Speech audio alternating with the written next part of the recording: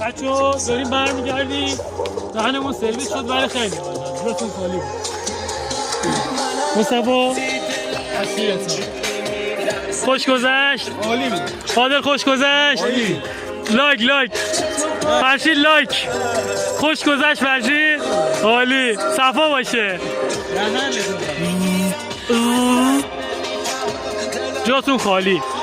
سخت بود ولی خوب بود. فقط من یه اعتراض دارم، نمی‌خواستم منو تنها بذارم. دروغ میگه. واسه ماشین منو بذارم، میگم دروغ میگه. ما فقط یه خورده عجله کردیم شب نشه. اگه نشد عادل و ماشینش پر. ما فقط یه خورده عجله کردیم که شب نخوریم. نه خدا یک منظور دیگه نداشت. آقا نگفتی که ماشین باشه عادل چیز؟ حالا اونجوری اگه گیر افتادیم قراره بود ماشین باشه. بیس کنیم. یه سلام فیلم بگیم. چی میگن داشت؟